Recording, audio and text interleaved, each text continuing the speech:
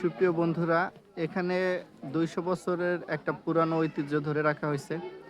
তো সেইটার এগেনস্টে মূলত আমি আজকে এই ভিডিওটা বানাতেছি। এই যে 200 বছরের ঐতিহ্য ধরে রাখার জন্য এখানে গরুর গোশ প্লাস খিচুড়ি পাকানো হয়েছে পুরো গ্রামবাসীর জন্য এবং সর্বসাধারণ জনগণের জন্য। এই যে এখানে অনেক সুন্দর করে লাইটিং করা হয়েছে।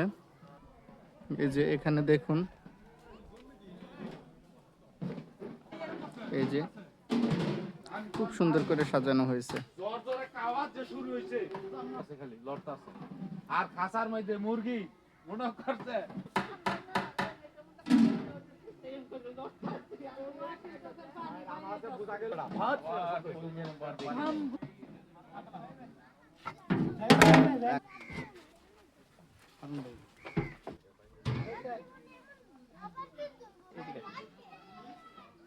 এই যে ওনার কাছ থেকে বলতে আমার নামাজের পরে আপনার একটা হাসি খুশি দেখে। হ্যাঁ